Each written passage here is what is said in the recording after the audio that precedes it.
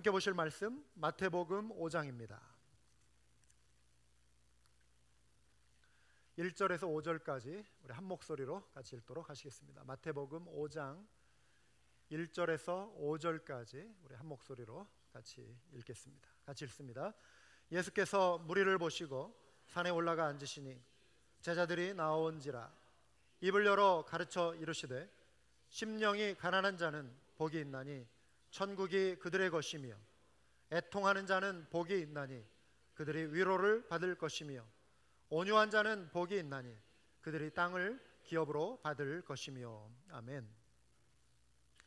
오늘은 마태복음 5장 산상수훈에 기록된 예수님이 가르쳐 주신 복에 관한 말씀 나누도록 하겠습니다.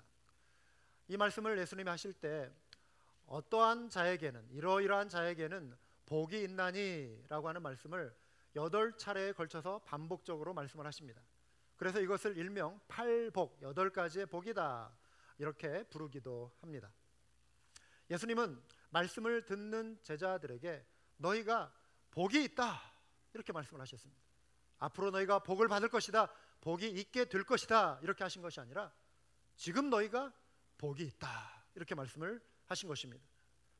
너희가 이미 복의 세계로 들어왔고 이 복이 현재 너에게 임하였고 앞으로도 지속될 것이며 이 복을 빼앗기지 않을 것이다, 복이 있다 이렇게 말씀을 하고 계시는 것입니다. 우리가 흔히 생각할 때 복하면 떠오르는 것이 있지 않습니까?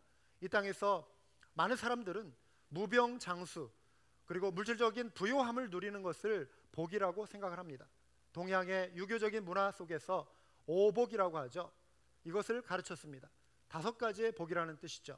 어떤 내용이 있냐면요, 첫 번째는 장수하는 복, 오래 사는 복, 그리고 두 번째는 부요하고 풍족함을 누리는 복, 그리고 세 번째는 몸과 마음을 건강하고 깨끗하게 하며 살아가는 복, 네 번째는 남에게 선행을 쌓고 덕을 끼치며 살아가는 복, 그리고 마지막으로 중요한 거 있죠. 우리가 이제 나이가 들면은 은근히 이러한 부분이 걱정이 되기도 합니다. 병 없이, 고통 없이 죽음을 맞이하는 것, 이게 복으로 알려져 있습니다. 이 5가지의 복을 유교에서는 가르치고 또 이렇게 좋은 것으로 이렇게 여기는 그런 내용들이었죠. 여러분, 그리스도인이라고 해서 이러한 복을 거부할 이유는 없죠. 건강하게 오래 살고 물질적인 부유함을 누리는 것, 그리고 어떤 장수의 복, 고통 없이 죽음을 맞이하는 것, 우리 그리스도인들도 환영합니다. 실제로 구약 성경에서 하나님께 은총을 입은 사람들에게 이와 비슷한 복이 언급되고 있는 것이 나오죠. 시편 112편 1절에서 3절의 내용을 보시면요, 할렐루야, 여호와를 경외하며 그 계명을 크게 즐거워하는 자가 복이 있도다. 그 후손이 땅에서 강성하며 정직자의 후대가 복이 있으리로다. 부요와 재물이 그 집에 있으며 그 의가 영원히 있으리로다. 이러한 복의 내용을 말씀하고 있습니다. 하나님을 경외하고 하나님의 은혜 가운데 살아가는 자들에게 이 땅에서도 하나님께서 보상하신다라고 하는 어떤 그 은혜의 말씀이 있습니다. 그런데 오늘 예수님이 복이 있다라고 하는 말씀을 보시면은 이 구약의 복의 개념을 초월하는 내용이 소개되고 있습니다. 이 땅에서 누리는 평안함과 부유함에 대한 말씀을 나누는 것이 아닙니다. 팔복을 누리는 자들 중에는요, 가만히 보면은 가난하게 되는 자가 있고 애통하는 자가 있다라고 했고요, 눈물 흘리는 자, 고통 때문에 애통하는 자가 있다라는 것이죠. 그리고 핍박받는 자가 있다라고 하는 것입니다. 핍박은 얼마나 큰 고난 아닙니까? 그런데 복이 있다 하셨는데 이러한 자들이 복이 있다라고 하는 역설적인 하나의 복을 예수님이 말씀하시는 것이죠. 세상에서 말하는 복과 정반대의 개념을 예수님이 지금 소개하고 계십니다. 예수님께서 강조하신 복의 개념은요, 세상에서 지금 가르치고 여겨지는 가치 있게 여기는 복의 개념을 초월하는 내용입니다. 기독교 신앙을 여러분 단지 종교로만 접근하면 우리는 여전히 세속적인 어떤 복, 현세적인 복을 위해 하나님 앞에 매달리는 그러한 신앙생활을 하기가 쉽습니다. 우리 모두는 이 땅에서 고난 가운데 고난을 피하고 싶은 마음이 있고 더 잘 되고 싶은 마음이 누구에게나 있는데 대체로 종교라고 하는 것은 그것을 이루어질 수 있는 그 대상, 어떤 절대적인 힘을 가진 것처럼 여겨지는 그 신을 인간이 만들고 인간이 그것을 하나의 상상해서 종교라고 하는 이름으로 예배하고 예배 대상을 찾아서 그에게 그러한 은혜를 구하는 것이 종교 행위인 거예요. 우리가 하나님을 이러한 종교로 여기면 나의 현재의 고난, 내게 필요한 것, 그런데 내 힘으로 얻을 수 없는 것, 내 힘으로 보호할 수 없는 나에 대한 그런 안녕과 평안을 희구하는 대상으로서 하나님을 찾는 그것에만 나의 신앙이 머물러 있을 수 있다라고 하는 것입니다. 이게 종교입니다. 그런데 팔복에서 예수님이 말씀하시는 복의 내용은요, 이러한 현세적인 복을 초월하고 있습니다. 예수님이 말씀하신 복의 핵심에는요, 천국이 있습니다. 하나님의 나라가 있습니다. 이게 복이라는 거예요. 만일 예수님에게 있어서 땅의 복이 단지 현세적인 것에만 머물러 있다면, 예수님이 우리에게 주기 원하시는 것이 단지 이 땅에서 사람들이 원하는 그거에만 머물러 있다면, 여러분 생각해 보십시오. 사단이 예수님에게 와서 시험할 때 예수님에게 빵의 문제를 가지고 왔고, 빵의 복을 들고 왔고, 명예의 복을 들고 왔고, 세상 사람들이 그토록 원하는 천하만국의 영광의 복덩어리를 통째로 가지고 와서 주겠다고 하실 때 예수님은 그것을 덥석 움켜주셨을 거예요. 왜냐하면 예수님도 그것을 누려야 하고 예수님도 그것을 나눠야 하기 때문에, 이 땅에서 누릴 수 있는 복이 현세적인 것이라면 예수님은 그것을 거부할 이유가 없는 것입니다. 그런데 이 땅에서 아무리 많은 것을 소유하고 누려도 여러분, 천국을 소유하지 못했다면 그 삶은 가장 불행한 인생이 되는 것입니다. 이 땅에서 여러분 많이 누리지 못했다 할지라도 하나님의 아들로 인정받고 천국을 소유한 자는 천하를 소유한 것보다 더 놀라운 복을 이미 누리고 있음을 여러분 믿으시기 바랍니다. 사랑하는 여러분, 아직 우리에게는 완전한 천국은 임하지 않았어요. 천국은 시작이 되었지만 예수님께서 재림하실 때, 오실 때 우리 가운데 약속하신 그 놀라운 영광스러운 천국에 우리가 참여하게 됩니다. 그런데 이것은 우리의 상상이 아니고요, 이것은 반드시 이루어질 확신입니다. 확실한 일입니다. 그래서 이 확실한 것에 대한 믿음을 가지고 거기에 대한 분명한 소망을 품고 살아가는 우리 모두가 되어야 할 줄 믿습니다.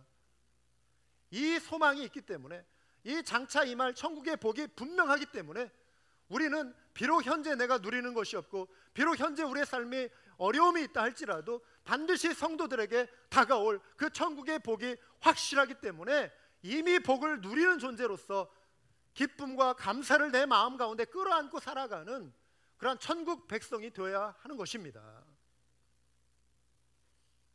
그래서 복이 있다라고 하신 이유는 미래의 소망 때문에 그런 거예요. 반드시 이루어질 것에 대한 그 소망의 약속을 예수님이 주시면서 복이 있는 자라, 이렇게 지금 말씀하고 계시는 것입니다. 따라서 우리는 영원한 천국의 기쁨을 사모해야 합니다. 이 땅에서 겪는 어려움들을 이겨나갈 수 있어야 하는 거예요. 사도 바울이 이렇게 말씀하지 않았습니까? 만일 그리스도 안에서 우리가 바라는 것이 다만 이 세상의 삶뿐이면 모든 사람 가운데 우리가 더욱 불쌍한 자이러라, 자일이라, 이런 말씀을 하고 있어요.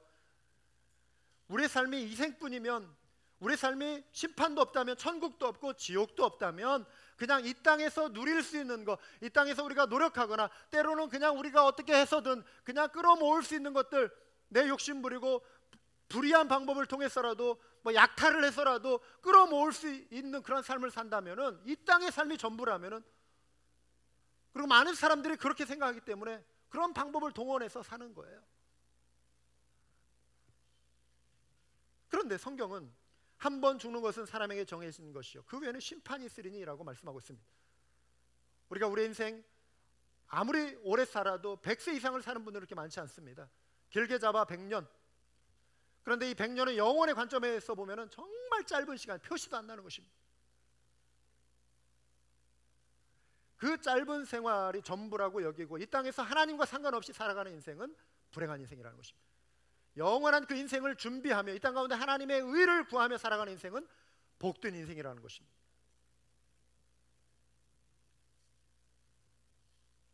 그런데 어떻습니까? 여러분 어떻습니까? 여러분에게 이러한 영적인 가치가 정말 귀한 것으로 다가옵니까? 이 천국이 정말 가슴 벅찬 소망으로 여러분에게 지금 자리 잡고 있습니까? 우리가 믿음이 있다고 하면서도 때로 우리는 우리의 살아가는 삶 속에서 사실 우리의 눈과 우리의 마음이 온통 눈에 보이는 것들에 사로잡혀 살아가는 경우가 굉장히 많습니다. 그래서 천국과 하늘의 보화를 소망하지 않고 살아가는 이 시대 그리스도인들이 참 많이 있다라고 하는 사실입니다. 최근 한국 사회에 새로운 트렌드를 엿볼 수 있는 어떤 이 시대의 언어들이 있다는 것입니다. 새로운 신조어들 있잖아요. 새로 만들어진 언어들. 영어 단어를 가지고 가서 이렇게 이제 만든 그 언어가 있는데 욜로족이라는 게 있답니다. 청년들을 일컬어서 요즘 욜로족이라고 하는데 무슨 말인가? 영어의 약자인데요. You only live once. 당신은 오직 이 땅의 삶을 한 번뿐이다, 이런 뜻이죠. 그래서 YOLO 이거를 이렇게 따가지고 욜로족이라는 것입니다. 요즘 청년들을 표현하는 단어라고 하는데요. 요즘 한국의 청년들이 취업난 때문에 많이 고생하고요. 정말 미래에 대해서 굉장히 어떤 불투명한 미래 때문에 청년들이 많이 좌절하고 암담해 있습니다. 청년 실업자 수가 굉장히 많고요. 그래서 결혼하고 싶지만 결혼도 제대로 못하고, 또 자녀를 많이 갖고 싶지만 그런 어떤 경제적인 부담 때문에 자녀 계획도 제대로 세울 수 없는 이 젊은 층을 가리켜서 욜로족이다. 그런데 왜 욜로냐면은 한 번 사는 인생이니까 삶이 힘들고 어렵고 미래가 불투명하니까 이 사람들이 아예 그냥 밝은 미래를 포기하고 현재만을 그냥 즐기려고 하는 사람들이 늘어난다는 거예요. 현재 생활만 그냥 즐기자, 오늘 그냥 즐기며 살자. 그래서 이러한 세태를 가리켜서 욜로족이라고 하는 것이, 또 다른 말이 있는데요. 소확행이라는 말이 있답니다. 작을 소자죠. 작지만 확실한 행복. 큰 성과나 성공을 추구하기보다는 내가 그냥 어떻게 동원할 수 있는 이런 자원들 활용해 가지고 작은 기쁨 그냥 만들어 보면서 살자, 이런 뜻이래요.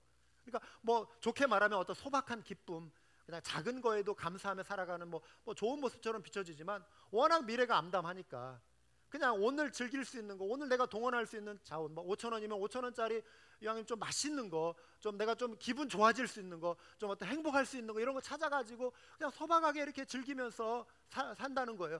미래가 너무나 불투명하니까 그냥 오늘 이렇게 그냥 만족하면서 즐길 수 있는 거 찾아보자. 그러니까 소박한 검소한 어떤 그 행복, 만족, 이런 것처럼 보면은 긍정적인 면일 수 있겠지만 그게 아니라는 거예요. 미래가 워낙 불투명하니까 그냥 오늘에만 초점을 맞추는 그런 삶, 그런 세대라고 하는 것이죠. 외롭고 힘들고 불안한 마음을 채우기 위해서 현재 누릴 수 있는 것들의 마음을 채우려고 하는 사랑하는 여러분, 이러한 불안한 세대 속에서, 그리고 이 땅에서 많은 것들을 누리지 못하는 이 땅의 수많은 사람들, 그런데요, 그들이 설령 많은 것을 누리고 있음에도 불구하고 어떤 분들은 여전히 마음이 공허하고, 많은 것을 모으고 많은 것을 채우고 높이 올라가고 많은 것을 거두면은 마음이 좀 좋아지고 행복하고 풍요로워질 것 같은데 여전히 마음은 공허하고, 여전히 마음은 불안하고 스트레스 받고, 여전히 죄의식에 사로잡혀 있는 사람들에게 팔복의 말씀은 그들의 영혼을 새롭게 하고 장래에 확실한 소망을 주는, 위로를 주는 복 있는 자의 삶으로서 감사하고 당당하게 살아갈 수 있는 능력의 말씀, 능력의 약속이 됨을 믿으시기 바랍니다. 예수님이 선포하신 복의 첫 번째는 심령이 가난한 자가 누리는 천국의 복입니다. 3절은 이렇게 말씀합니다. 심령이 가난한 자는 복이 있나니 천국이 그들의 것이며. 가난하다는 말은 뭐죠? 뭔가 부족하다는 뜻이잖아요. 뭔가 결핍되어 있는 상태를 가난하다라고 말합니다. 그런데 여기서 말하는 가난은요, 좀 더 적극적인 의미에서 심령이 가난한, 물질적인 가난은 물질적인 그 혜택을 누릴 수 있는 기회를 박탈당한 사람들, 여러 가지 어떤 개인적인 이유도 있겠지만 정치, 경제, 사회, 문화적인, 또 태어난 나라가, 태어난 어떤 집안이 여러 가지 어떤 환경에 의해서, 사회적인 시스템에 의해서 가난할 수밖에 없는 그 환경에 놓여 있는 그런 사람들도 많이 있습니다. 이것은 수동적인 가난이에요. 내가 어떻게 해볼 수 없는, 내가 그냥 나에게 그냥 확 다가와 버린 그런 가난이기도 하고, 또 빼앗긴 것에 의해서 당하는 그런 가난이에요. 그런데 여기서 말하는 심령이 가난하다라고 하는 것은 내가 선택한 가난입니다. 내가 적극적으로 가난해지기 위해서 내가 선택한 가난이에요. 무슨 뜻이냐면요, 마음이 가난하기로 스스로 선택했다라고 하는 것은 내가 가난하게 마음을 유지하려고 하는 노력이에요. 세상의 다른 무엇으로 내 마음을, 공허함을, 내 외로움을, 내 불안함을, 스트레스를, 우울함을 세상의 다른 무엇으로 채우려고 하지 아니하고 그 마음의 공간을 비워서 오직 천국의 기쁨으로 내 마음을 채워 넣으려고 하는, 천국의 기쁨 외에는 그 마음을 채울 것이 없음을 인정하고 다른 모든 것들을 거부하고 내 마음을 비워가는 작업이 심령의 가난이에요. 하나님이 아니면 채워줄 수 없는 이 마음의 공간, 하나님만이 내 삶의 진정한 만족이 되시고 진정한 구원이 되시라는 것을 인정하고 내 속에 다른 무엇을 하나님으로 삼지 않겠다라고 내 그 마음의 공간을 하나님을 위하여 열어드리고 비우고 그 공간을 가난하게 만드는, 하나님의 은혜를 사모하는 그 마음의 공간, 이게 심령이 가난한 자의 모습이라고 하는 것입니다. 이거는 나의 적극적인 의지적인 선택이에요. 우리 그리스도인들이 이 선택을 하며 살아야 한다는 것입니다. 아멘이십니까? 주님을 향하여, 주님을 갈망하기 때문에, 주님의 은혜를 필요로 하기 때문에 다른 것들을 대체시키지 않겠다라고 하는 신앙적인 결단, 이것이 심령의 가난함을 내가 의지적으로 적극적으로 유지하려고 하는 그러한 복 있는 자의 삶의 태도라고 하는 것입니다. 그래서 하나님 앞에서 내가 무가치한 존재, 내 노력으로 되지 않는 하나님의 그 은혜를 내가 하나님을 모심으로 말미암아 기뻐하고 그분의 통치 가운데 거하며 그분의 복을 기뻐할 수 있는 이 상태. 그래서 내 영혼이 주님으로 만족합니다. 내 영혼이 주님으로 인하여 기뻐합니다. 이러한 고백이 우리 모두에게 있기를 주님의 이름으로 축원합니다. 예수님이 선포하신 복의 두 번째는요, 애통하는 자가 누리는 위로의 복입니다. 4절을 보시면은요, 애통하는 자는 복이 있나니 그들이 위로를 받을 것이며. 애통은 큰 슬픔입니다. 사람들이 슬픔으로 애통할 때 언제입니까? 정말 힘들어하고 울고 슬퍼할 때, 그때는요, 자기 힘으로 통제할 수 없는 어떤 고난에 직면할 때 사람들은 슬퍼합니다. 큰 고통, 자기가 통제할 수 없는 고난, 사랑하는 사람을 죽음으로 이별해야 하는 경우, 그 죽음을 내가 어떻게 통제할 수 있겠습니까? 다가오는 거예요. 이 고난이 다가오는 거예요. 내가 어찌 해볼 수 없는 이러한 고난, 갑작스러운 어떤 건강의 이상이라든가 아니면 어떤 재난이 닥쳐올 때 내가 통제할 수 없는 상황 앞에서 낭망하고 낙심하고 좌절하고 슬퍼하게 되는 것이죠. 큰 슬픔 가운데 있습니다. 그런데 믿음의 사람들은, 저와 여러분과 같이 믿음의 사람들은 이에 더하여 주님을 섬기면서 때로 겪는 슬픔도 있습니다. 예수님이 그런데 애통하는 자가 복이 있다라고 하시잖아요. 사랑하는 사람과 사별할 때 그것은 정말 큰 슬픔이에요. 죽음으로 인한 이별은 엄청난 고통입니다. 사랑하는 사람을, 부모를, 자녀를, 형제를 잃는다라고 하는 거 고통입니다. 그런데 이 애통하는 자에게 지금 복이 있다라고 하시는 거 뭐죠? 장래의 소망 때문에 그러는 거예요. 미래의 분명한 약속 때문에 그래요. 그 미래의 약속과 장래의 소망이 무엇이죠? 부활의 소망인 것입니다. 부활의 약속인 것입니다. 죽은 나사로를 살리시고 예수님께서 어떤 살리시면서 그 대화 속에서, 그 정황 속에서 어떤 말씀을 하시죠? 부활의 약속을 하시지 않습니까? 예수께서 이르시되 나는 부활이요 생명이니 나를 믿는 자는 죽어도 살겠고 무릇 살아서 나를 믿는 자는 영원히 죽지 아니하리니 이것을 네가 믿느냐 그랬단 말이에요. 여러분 이 사실을 믿으십니까? 부활의 약속을 믿으십니까?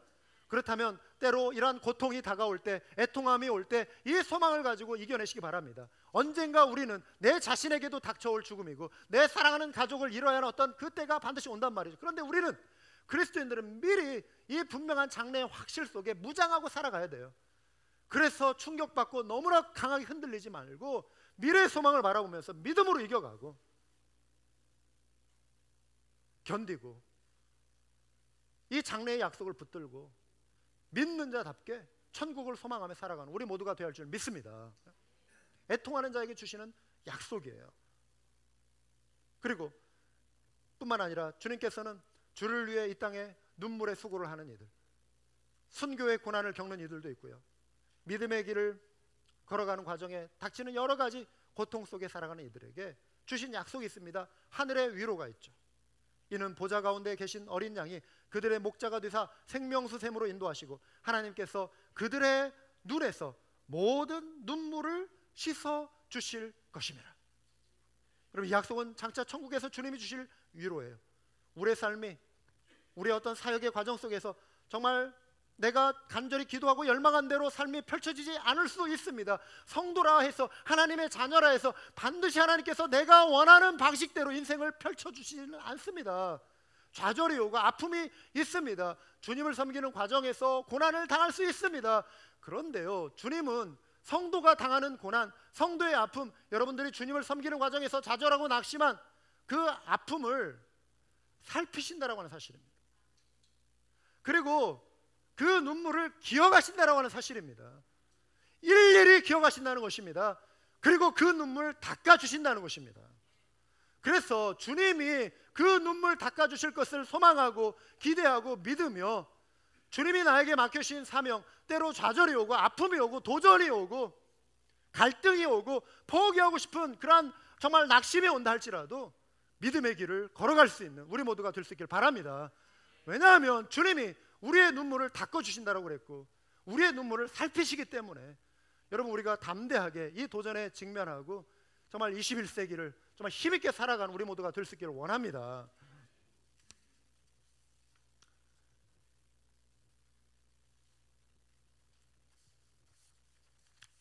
우리의 애통은 우리가 우리 하나님 앞에서 범하는 죄의 슬픔과도 또한 관련이 있습니다.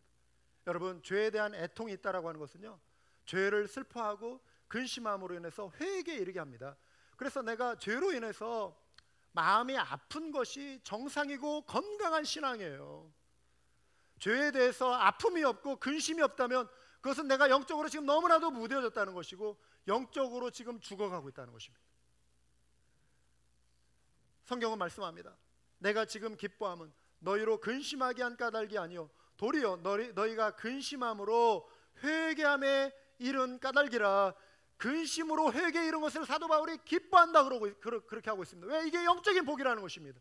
성도가 새롭게 되고 영적으로 살아나고 영적인 성숙의 단계로 이르고 예수님을 닮아가는 것은요, 죄에 대한 근심을 가진 사람들의 모습이에요. 그 성장이 보이기 때문에, 그 변화가 보이기 때문에 사도 바울이 그 기대감 속에 기뻐한다라고 그러는 거예요. 기뻐한다.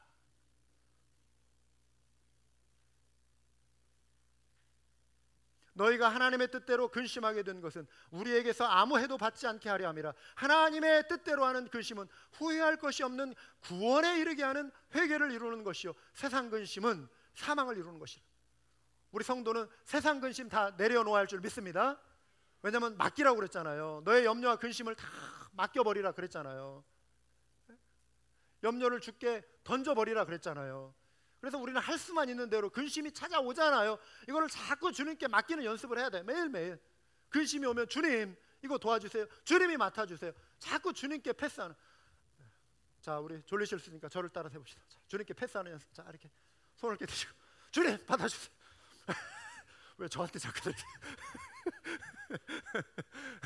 주님께 위로 주님 맡아주세요. 오면 환영합니다. 웰컴. 괴로워요. 너무 괴로워요. 또 근심 주셨는데 너무 괴로워요. 막 싸잡고 막 근심하지 마시고 자꾸 또 해보세요. 한번 맡겨보세요. 맡기세요. 주님 맡아주세요. 이게 기도 아니에요? 이게 믿음 아니에요? 이게. 그래서 염려 근심을 자꾸만 맡겨드리는, 그렇죠? 주님께 패스하는. 그리고 세상 근심이 아닌 하나님의 뜻대로 하는 근심은 받아들여야 돼. 하나님의 뜻대로 하는 근심. 그래서 그 근심 가운데서 내가 나를 돌아보고, 이거는 어떤 죄의 문제잖아요. 죄의 문제, 작은 문제. 우리는 뭐 큰 죄를 지어서 애통하는 것이 아닌, 큰 죄도 물론 애통함이 있어야지만 내가 일상생활 속에서 내가 이렇게 살면 안 되는데 하면서 느껴지는 거 있잖아요. 말씀을 통해 보니까 찔림이 오는 거 있잖아요. 관계 속에서, 주님을 섬기는 과정에서, 매일의 삶 속에서 작고 사소한 문제와 연루된 죄에 대해서도 근심할 수 있어야 돼요. 우리도 모르는 사이에 말과 행동으로 죄를 범할 때가 많습니다. 설령 그 행동이 직접적인 죄가 처음에 아니었다 할지라도 그것으로 인해서 어떤 누군가를 실족해 한다면 그것은 죄로 이어질 수 있는 거예요. 의도하지 않았지만 나의 어떤 말이 어떤 분에게는 상처가 돼요. 우리가요, 날마다 모든 사람이 성령 충만하면 이런 문제가 생기지 않아요. 그런데 문제는 성령 충만하지 않은 상태가 있기 때문에 우리가 때로 그것을 감당할 수 있는 그런 마음의 감정 은행이 고갈되어 있기 때문에, 내 마음이 감사하고 평안하면, 그렇죠? 암행어사 누구예요? 그 춘향전에 나오는, 누구요? 누구? 이몽룡? 암행어사니까 장모가 실망해가지고 모르니까 그냥 주걱에 밥풀 묻은 주걱으로 뺨을 때려도 예? 웃잖아요. 빙그레 웃고 더 약 올리잖아요. 능글맞게.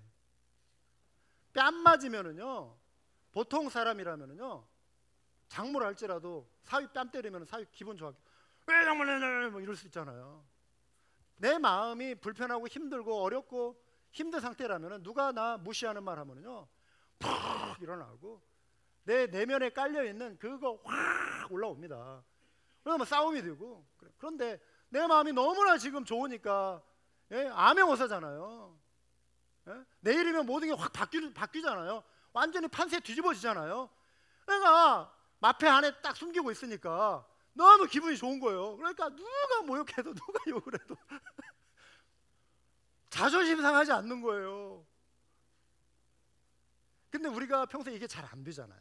문제는 왜 그런가? 내 마음의 감정이 고갈되어 있어서 그래요. 성령 충만함을 잃어버리고, 그러니까 다시 세상적인 기준으로 비교하게 되고, 누구는 저렇게 잘 나가는데, 누구는 잘 되는데, 예? 누구는 저렇게 벌써 짧은 시간에 그냥 사업해가 저렇게 많이 모았는데, 예? 나는 뭔가, 나는 왜 이렇게 고생인가? 그러면서 이제 자꾸 비교하게 되고, 나는 왜 이 시대인가? 그러면 자꾸 나를 향하여 자책하게 되고, 그러면 내 감정이 메마르고 힘들고 세상살이가 힘들고 거칠고.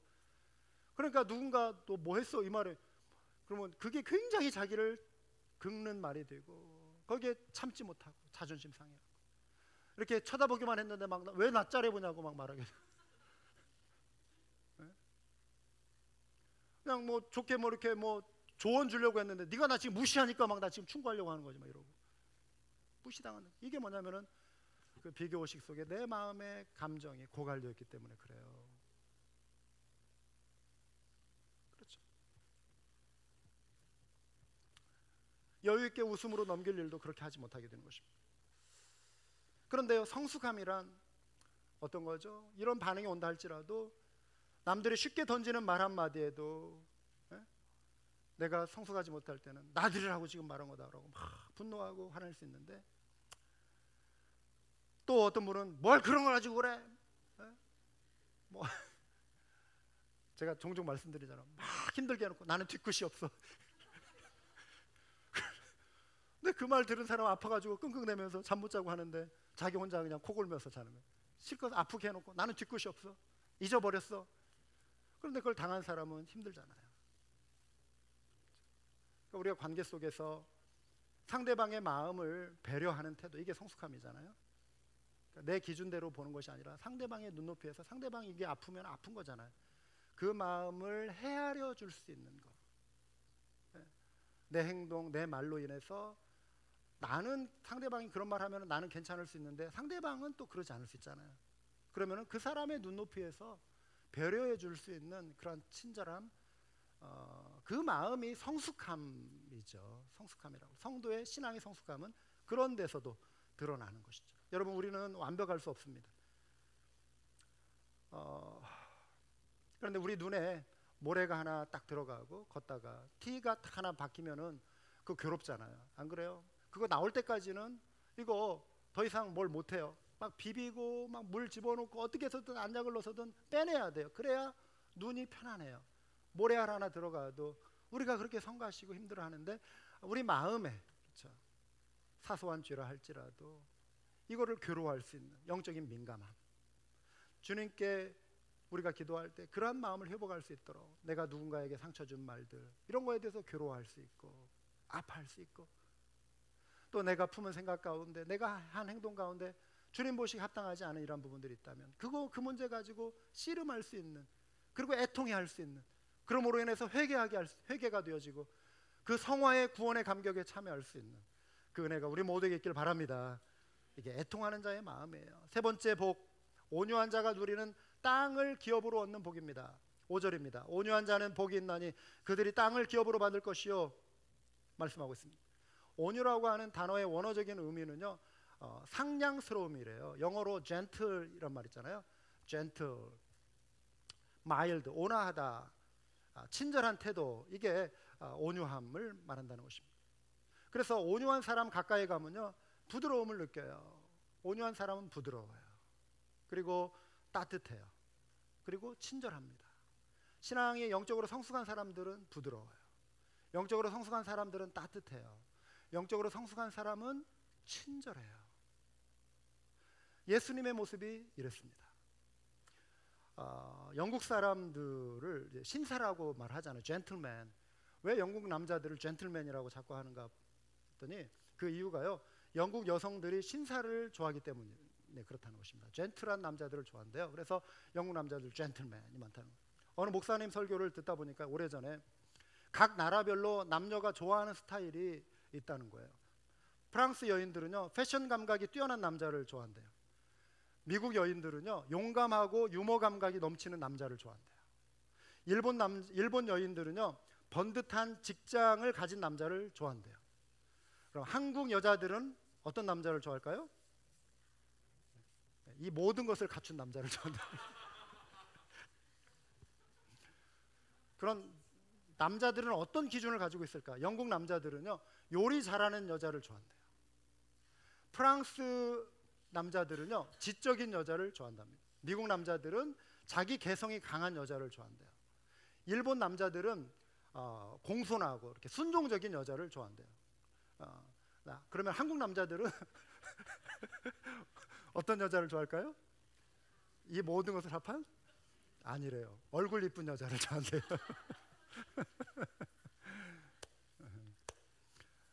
온유한 자는 복이 있나니 땅을 기업으로 받을 것이다.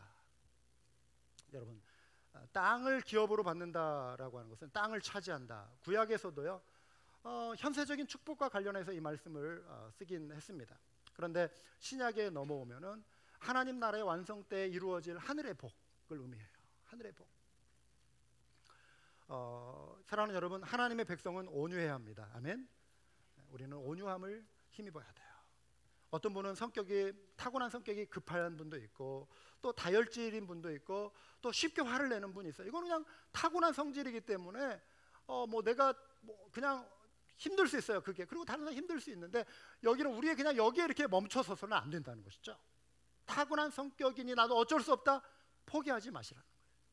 사랑하는 여러분, 예수님이 지금 온유한 자가 복되다 하셨잖아요. 그러니까 우리는 온유함을 사모해야 합니다. 아멘. 우리 성격은요, 성령 안에서 얼마든지 다듬어질 수가 있습니다. 온유하게 변화될 수 있습니다. 소망을 가지시기 바랍니다. 구약 성경에 등장하는 모세, 온유한 사람이었다라고 성경 말씀하고 있어요. 이 사람 모세는 온유함이 지면의 모든 사람보다 승하더라 그랬어요. 그런데 여러분, 모세 이야기를 우리가 좀 살펴보면 처음부터 이 사람이 온유한 사람 아니었잖아요. 애굽의 왕궁에서 정말 배울 거 많이 배우고 갖출 거 많이 배우고, 그런데 자기 백성 어떻게 해보려고 구해보려고 했는데 사람들끼리 막 싸우고 뜯어말리고 다음날 막 힘들게 하고, 그러니까 그 자기 혈기에 의해서 급한 성격으로 그 사람을 때려 죽인 살인자가 되었단 말이에요. 모세는 온유한 사람이 아니었어요. 성미급한 사람이었어요. 혈기왕성한 사람이었습니다. 그런데 미디안 광야로 그가 도망쳐서 40년 동안 시간을 보내면서 하나님께서 그를 철저히 낮추시잖아요. 양떼를 치게 하면서. 그 광야 생활이 하나님께서 그를 다듬으시는 연단의 시간이었단 말이죠. 모세를 사용하시기 위해서 출애굽하면서 그냥 젊은 혈기로 막 말 안 듣는다고 백성들 막 찾아내서 몽둥이로 이렇게 하고 두드려 패고 막 하면은 이 40년 광야 이 출애굽의 역사를 이뤄가기 어렵잖아요. 40년 하나님이 그를 쓰시려고 광야 생활 속에서 그를 철저히 낮추시고 다듬으셨단 말이죠. 출애굽 이후에 광야 또 40년을 이렇게 이끌어가면서 백성들을 이끌어가면서 수많은 어려움들 부딪히잖아요. 그런데 모세가 할 수 있는 거, 선택할 수 있는 건 한 가지밖에 없는 거예요. 하나님 앞에 무릎 꿇는 거. 하나님의 은혜를 구하는 것밖에 없어요. 하나님의 임재 가운데 하나님의 도우심을 구하는 것밖에 없는 거예요. 모세에게. 그 과정에서 하나님이 모세를 다듬어 주시는 것이죠. 그래서 모세는 이스라엘 백성들을 목양한 것 같지만 사실 그거는 목양의 기회를 통해서 하나님이 모세를 목양해 주신 기간이에요. 그러니까 저도 그렇게 생각해요. 목양을 통해서 제가 받는 은혜가 더 큰 것 같아요. 제가 은혜를 나누는 정말 어떤 사역자의 어떤 길을 가고 있지만 이 길은 하나님이 저를 다듬으시고 연단하시는 은혜의 시간이라고 저는 봐요. 하나님이 우리에게 어떤 사명을 맡기실 때, 사역을 맡기실 때 완벽해서 부르신 거 아닙니다. 그렇지만 부르신 가운데 우리가 순종하고 갈 때 우리는 부족하기 때문에 더 은혜를 붙잡는 거잖아요. 아멘. 부족하기 때문에 하나님 앞에 더 무릎 꿇는 거잖아요. 이게 중요한 것입니다. 이게 내가 그냥 다 되었다고 갖추었다라고 생각하고 하면은 교만하고 넘어지기 쉽지만, 내가 부족한 것이라고 하는 사실을 알고 가면 그 길은 복된 길이 되는 거예요. 하나님 앞에 매달리기 때문에 하나님이 그 사람에게 더 은혜를 부어주시는 거잖아요. 모세가 그런 거예요. 모세가 온유하면요, 거친 야생마가 굴레에 묶여 있는 상태, 그래서 부리기 좋은 길이 잘 된 상태라고 하는 것입니다. 예수님의 은혜가 아니면 저와 여러분은 다 야생마와 같은 그런 기질을 다 가지고 살아요. 어디로 튈지 모르는, 우리는 우리가 가고 싶은 대로 가려고 하는 그런 성향들이 다 있고, 우리 성질 부리고 싶은 대로 다 부리는 사람들일 수 있고, 우리가 선택한 것이 최고라고 여기면서 가려고 하는 그런 야생마적인 기질이 다 있어요, 우리에게는. 그런데 하나님이 우리를 은혜로 붙잡아 주심으로 인해서 이제 길들여지기 시작했다라고 하는 것입니다. 그래서 길들여졌다라고 하는 것은 고삐가 메어진 거잖아요. 멍에가 메어지는 거잖아요. 이 말씀을 정확하게 표현해주고 있는 것이 마태복음 11장 29절이에요. 예수님께서 너희가 나의 멍에를 메라 그랬잖아요. 나는 마음이 온유하고 겸손하니 나의 멍에를 메고, 예수님의 멍에를 메고 예수님께 길들여지고 예수님이 부리시기에, 사용하시기에, 활용하시기에 좋은 일꾼으로 길들여진 멍에를 메라는 거예요. 그 멍에가 온유하고 겸손한 그 멍에를 메라는 것입니다. 예수님을 닮으라는 것이죠. 그럴 때 너희 마음에 쉼을 얻으리니, 쉼은 안식입니다. 평안입니다. 이게 복 아니겠어요? 온유한 자에게 주시는 복이 안식의 복이에요. 평안의 복이에요. 하늘의 복을 이 땅에서도 누리게 하시는 것이 주님을 닮아가는 자들에게 주시는 약속이라고 하는 것입니다. 삶의 지혜를 깨닫게 해주는 잠언서는 그래서 온유가 아닌 어떤 그 분노를 내비추는 것에 대해서 경고하는 내용들이 참 많은데요, 이렇게 기록하고 있습니다. 노를 품는 자와 사귀지 말며 울분한 자와 동행하지 말지니 그 행위를 본받아서 내 영혼을 올무에 빠칠까 두려움이니라. 그런데 여러분, 우리 일상생활 속에서 얼마나 이 부분에도 자주 실패합니까? 우리도 모르는 사이에 분노가 나오고 분노를 폭발하는 경우들 많이 있잖아요. 그냥 한 번만 참았으면 좋았을 걸 하는 일들이 굉장히 많아요. 지나고 보면 별것도 아닌데 왜 내가 그때 그렇게 화를 냈을까, 이런 경우들 있지 않습니까? 때로는 내가 화를 낼 때 어떤 분이 그런데 잘 들어주고 받아주고 스폰지처럼 이렇게 부드럽게 대해주고 아무 말도 하지 않고 참아주는 그런 사람들도 있어요. 왜 그럴까요? 성숙하기 때문에 그래요. 지나고 보면은 같이 맞받아쳐서 부부싸움도 손바닥도 마주쳐야 소리가 난다고, 아무리 한 사람이 때리려고 해도 한 사람이 피하면은 소리가 안 나잖아요. 그런데 한 사람이 피해 주는 거예요. 할 말이 있을 텐데 참아 주는 거예요. 할 말이 있는데 기다려 주는 거예요. 할 말이 있는데 그냥 당해 주는 거예요. 할 말이 있는데 모욕을 참아내 주는 거예요. 지나고 보면 그때 그분이 그렇게 해준 게 고마운 거죠. 고마운 거죠. 화를 낼 줄 몰라서가 아니라 성숙하기 때문에 참아주는 것입니다. 부부관계도 그렇고 모든 인간관계도 그렇고 화를 통제하고 온유함을 갖출 수만 있다면 행복하지 않을 사람들은 없을 거예요. 행복하지 않을 관계들은 없을 것입니다. 사람은요, 화가 났을 때 적극적으로 드러내는 사람이 있고 소극적으로 화를 안 낸다고 해서, 아까 이거는 성령을 적극적인 의미에서 그를 성령 충만해서 받아주는 경우도 있지만, 또 때로는 그냥 참는 경우도 있어요. 이를 악물고 그래 싸움만은 피하자면서. 근데 이분이 소극적으로 자기 내면으로 이제 화를 이렇게 폭발시키는 소극적인 분노가 있습니다. 소극적인 분노, 적극적인 분노와 소극적인 분노 두 가지가 있는데요, 적극적인 사람은요, 성격이 좀 외향적이거나 좀 다혈질이거나 이렇게 급한 분들은 적극적으로 확 표시해버려요. 그리고 나는 뒤끝 없어요. 이분들은 분노, 저주, 때로는 악담을 막 내뱉는 분들 있어요. 막 욕해버리고 평소에 사용하지 않는 단어들이 막 튀쳐나오고 강한 공격성이 나오고 또 파괴 충동이 나타나기도 하고. 그런데 소극적인 성향은요, 분노를 안으로 누르게 됩니다. 이런 분들은 속병이 생겨요. 속병이. 그래가지고 답답하고 깝깝하고 우울하고 불안하고 피해의식, 억압의식, 슬픔, 그리고 자기 연민 빠집니다. 이 분노를 잘 처리하지 못할 때 찾아오는 질병의 이름이 있습니다. 뭐죠? 화병. 우울증도 있을 수. 화병. 1996년도에요. 국제정신의학계에서 가장 한국적인 정신신경장애 증상으로 국제의학계에서 이거를 인정한 병명이 하나, 신조어가 있어요. 새로운 병명. 이름을 그대로 따다가 HWABYUNG, 화병. 화병이라는 단어를 만들어냈어요. 김치하면 한국 음식인 것처럼 KIMCHI, 김치. 이게 이제는 만국 공통어가 됐잖아요. 김치. 그런 것처럼 화병이 이제는 전 세계 공통어로, 의학계에서는, 정신의학계에서는 1996년에 공식적으로 채택이 됐습니다. 누구에게 많은가? 여성에게 많대요. 남성보다는. 경제적으로 중산층에게 많답니다. 학생들에게 많대요. 특별히 졸업반에 있는 애들. 초등학교 졸업반도 화병이 이렇게 생길 수 있고요. 중학교 졸업반도 그렇고요. 고3 수험생들 이 마음이 힘들어요. 여성 가운데 전업주부의 78%가 이 화병 비슷한 증상을 앓는다고 합니다. 자녀, 남편, 시댁과의 갈등이 주 원인이라는 것이죠. 중산층의 화병은요, 자신들의 어정쩡한 상황이 더 심한 욕구 불만을 부추기기 때문에 중산층 가운데 오히려 또 화병이 생긴다라고 하는 것이죠. 어떤 사람들은 화가 났을 때 밖으로 터뜨리지 않으면 속으로 이렇게 막 쌓아간단 말이죠. 그래서 뭐 참는다, 뭐 이런 말 나오잖아요. 누른다 이런 말 나오고, 또 시킨다 이런 말 나오고, 또 열받는다 이런 말도 나오고.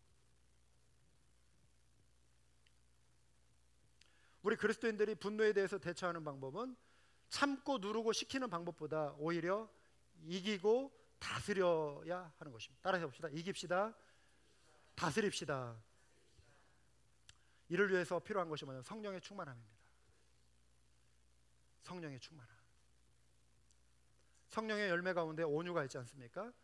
분노의 통제는 인간의 힘으로 어렵습니다. 우리 다 경험하잖아요. 분노는 우리 힘으로 통제가 안 됩니다. 근데 내가 평소에 성령의 충만함을 힘입으면은 지나가요. 살짝 재채기 몇 번 하고 감기가 지나가듯이 그때 순간적으로 힘들 수 있어요. 분노의 상황 속에서 아플 수 있지만 바로 넘길 수가 있어요. 더 빨리 넘길 수가 있어요. 성령이 충만하면 충만할수록 이겨낼 수 있는 강한 영적인 내성이 생기는 거예요. 그런데 성령 충만하면 한 번 받으면은 계속 평생 가는 게 아니기 때문에 자꾸만 이거를 회복할 수 있어야 돼요. 거듭거듭 매일의 삶 속에서. 마치 우리가 말을 타고 가면은요, 말을 저는 뭐 안 타봤어요. 그런데 보면 알잖아요. 이렇게 말 기수들이 말 고삐를 잡잖아요. 끈으로 연결해가지고. 웬만하게 능숙하지 않고서는 고삐를 놓고 말을 탈 수가 없어요. 고삐를 잡아야만이 말에서 떨어지지 않는 것처럼 우리가 이러한 분노, 또 하나님 앞에서 범하는 죄, 이것을 피하려면 고삐를 잡듯이 성령 충만함을 날마다 유지하려고 하는 그런 노력이 우리에게 필요하다는 것입니다. 성령 충만함이 필요한 거예요. 말씀과 기도 가운데서. 사랑하는 여러분, 가정에서 여러분의 온유함이 승하도록 기도하시기 바랍니다. 교회 공동체 안에서 성도와 성도 간의 온유함이 지배하도록 기도하시기 바랍니다. 여러분의 만남 모임에서 온유함이 성도와 성도의 관계 속에서 지배하도록 기도하시기 바랍니다. 성령 충만함의 고삐를 늦추지 않을 때 온유함과 마음의 평정심을 유지하며 분노를 다스릴 수 있는 것입니다. 정리합니다. 오늘 우리는 팔복 중에 세 가지 복을 살펴봤습니다. 하나님만이 우리에게 진정한 만족을 주실 수 있음을 인정하고 주님이 거하실 그 마음을 가난하게 비워두는 것, 심령이 가난한 자가 누릴 천국의 복이에요. 삶의 고난, 주를 따르는 과정에서 겪을 수 있는 슬픔을 위로하시고 눈물 닦아주실 주님을 소망하는 것, 애통하는 자가 누릴 위로의 복이에요. 마지막으로 성령의 도우심으로 인해서 주님의 마음인 온유함을 갖춰 하늘의 기쁨과 복을 누리는 것, 온유한 자가 누리는 복입니다. 기도하시겠습니다.